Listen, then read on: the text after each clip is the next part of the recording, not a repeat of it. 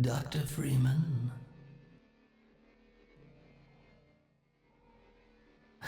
Is it really that time again?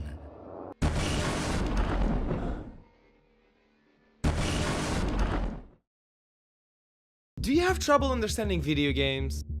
Yes. But for some reason you really understand Fortnite? Yes. Well, here is then the story of Half-Life in Fortnite terms.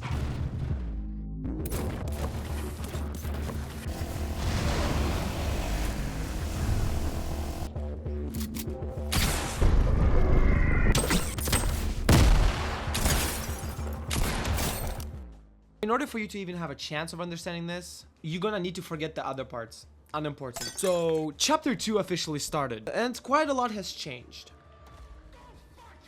We got new physics.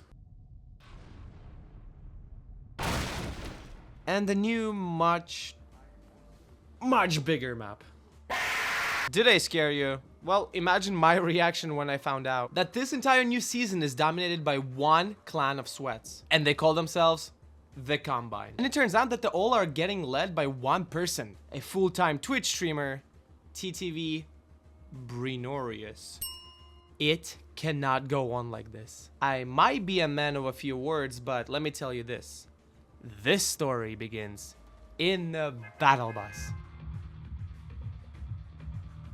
Gordon Freeman was AFK for quite some time, so it was safe to say that finding loot will be next to impossible. Nonetheless, Gordon Freeman decides to drop at City 17 POI. Think of it as Tilted Towers, but with more enemies and no loot whatsoever. Right at the start, we can already see that sweaty players are completely dominating the meta. And there's one thing that I hate more than waiting for Half-Life 3, and that's teaming. In search of a gun, we run into our former duo partner. This one goes by the name Barney on 60 Hertz. About that beer I owed you.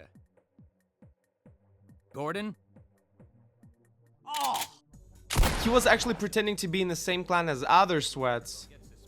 But technically he's not, and he points us at the direction of his squad members. While walking here and there, the sweaty players probably recognized me from my other videos and started hunting me down.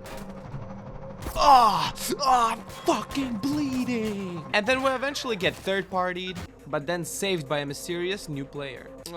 We never met. This one couldn't stop flooding my voice comms, so I stopped paying attention a long time ago. She eventually invites us into her squad's lobby. Well, we meet the rest of the squad. And you know what? This might be the best thing that ever happened to me, because oh my goodness, holy shit, they gave me a battle pass. We also find out that this squad was experimenting with this new rift technology, and they gladly demonstrate how it works. It works? No, it doesn't. So we now have to go on foot. You know, playing solo in a squad game kind of sucks, so we really have to make it back to our squads. Team, I mean, fuck. At least we finally acquire our first weapon. Weapon, not really, it's more of like a tool for gathering materials. From no other than Barney on 60 Hertz. Please ignore what's happening with the Citadel. Dr. Brinorious probably started his stream again. After gathering some wood, we start gathering our enemies.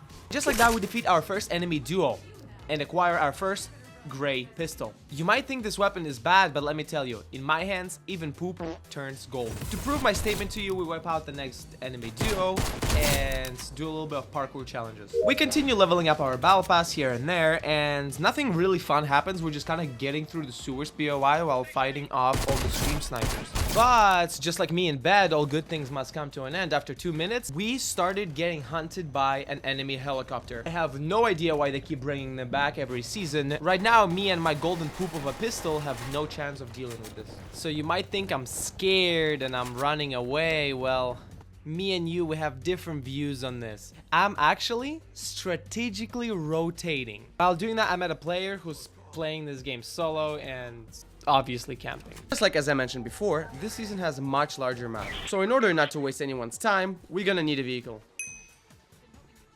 This might not be a quad crusher, but this will do. Let me tell you something. This section is way too long, and I know damn well your attention span can't handle it. I already made a joke with Subway Surfers before, so instead let me sing you a song.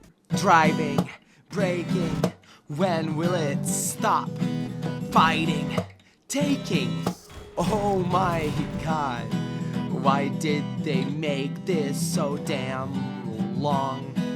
Hatred for this won't just leave me alone.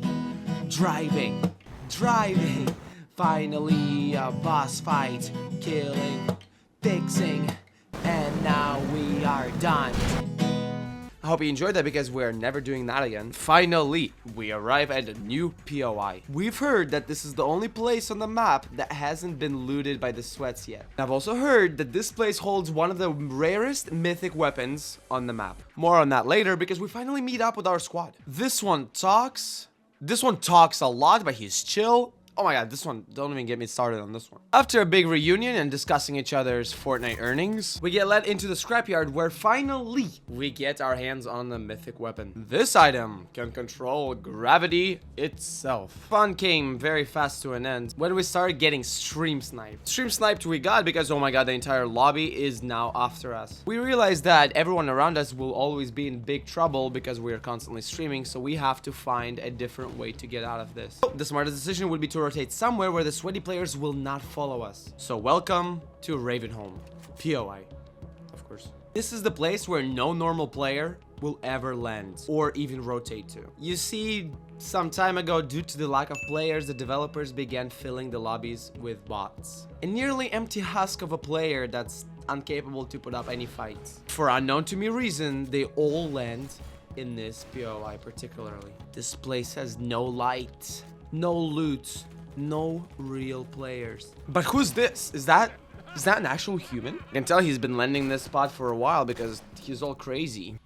15-minute delay. And then what? And unless he for some reason gives me golden pump shotgun. And aren't we grateful for every season having this?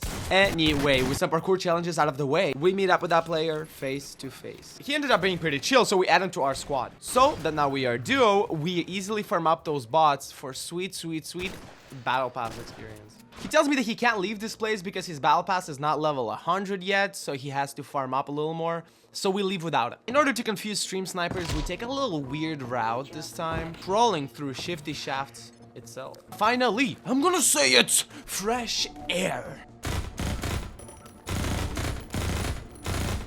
Let's hope the stream snipers lost track of us. Oh, never mind. First of all, hooray, we find a golden scar. Second of all, we are now unstoppable. Wiping out a squad left and right, there's no one left to fight. We make it to our teammates and they give us a quad crusher. Not as good as I remember, but this will do. After a little bit of driving, we meet up with our different teammates. You see, all the casual players are getting united in order to fight the sweats. No boy, oh boy, they give me the lock-on launcher. Seems that one of the stream snipers found us. It is in our best interest to send them back to the lobby. Opening, driving, craning, is that a word? More driving. Merry freaking Christmas, everybody, because the presents don't end there. We find a bolt action sniper rifle. This thing straight up tears through their shield and health, sending them one-shotted back into the lobby. Make it to this like bridge POI. In order to turn off the shield bubble that the enemies place on top of it, we have to go under it. Just good because I do have a lot of battle pass challenges to do. Done! After putting some more mileage on my quad crusher, we finally make it to our final destination, the lighthouse POI. Unfortunately, the stream snipers did catch up to us, so we have to help our teammates to defend this place. But what now? I'll tell you what. We take a secret path along the shore, finally ditching our car behind. Can have it, the shit was out of gas anyway. Next, we played Florida's Lava creative map and fought a charger from Save the World, unlocking a new mythic weapon that will allow us to control... you can think of these as husks from Save the World. With all our newly collected gear, finally ready to storm the enemy-controlled POI, the pressing prison. Good thing we're playing zero builds because with so many enemies I would not be able to take on all of them. A bit of climbing, a bit of fighting. And we are inside. This is the most depressing POI I've ever landed on. There's no chests, no big pots, and let me tell you, there's definitely no minis. With great fights, we wipe out so many squads just to finally meet our newly added duo partner. Does she have a name? Did I ever give her one? I forgot. You know, 2 is better than 1, unless that's how many times you got pulled over for DUI. Start to come up with a plan to rescue our third teammate, and it's this guy. He's basically the last player in the lobby who knows where all the rift items are. That's why all the stream snipers and sweaty players really need him to tell them. And guess what? We we meet up with him, and this one decides that he wants to go competitive, and she becomes a sweat. So we kick her from our lobby, but unfortunately she does rift away with our guy who has all the rifts. That's very, very bad, but we do ended up using our last rift to rift out of the PP, and now we are back where we started. Storm Circle is slowly closing in, so we have no time to waste, and we have to start pushing for that victory royale. A lot of players this final circle, but they are no match for us and my squad. Through a lot of fights, we visited so many POIs like Tilted Towers, some museum, and finally we make it to the final circle. The final showdown between all the remaining players. Let me through, let me through! Fuck. The circle is even tighter now, and it seems that the game is gonna end at the Citadel POI. On the inside, this place looks just as cold as empty as the players that call it home. We take the sweep stream into the deepest side of this place. Oh, and take a look. They took all my loot. Oh, but they couldn't take my mythic item. Big mistake. We kill off some of the remaining sweats and finally make it to their leader. We caught him at the right time because he just finished his stream, but take a look at his setup. Dude. Stream deck, analyzer, fucking moderator stance, sound filter, 6 monitors, pedals, drums, gaming guitar controllers, 6 consoles, 10 computers, bunch of fucking wires, sound pads, speakers, antenna, satellite, dog cam, cat tree, cat this, and a bunch of dogs, dude, right? They're ready to fucking analyze NASA's landing speeds, dude. He gets very close to sending me and my squad back to the lobby, but our friend from earlier who betrayed us betrays him again because holy moly, she cannot make up her mind. TTV Brinorious know he's outnumbered, but he still has one more rift to go. We have to stop him before he gets to pop it. We stop him and therefore embarrass him in front of all his viewers. And just like that, this season's story comes to an end. The Epic Games employee shows up again to tell us that we did so good, but he didn't give us any V-Bucks. So, does it really matter?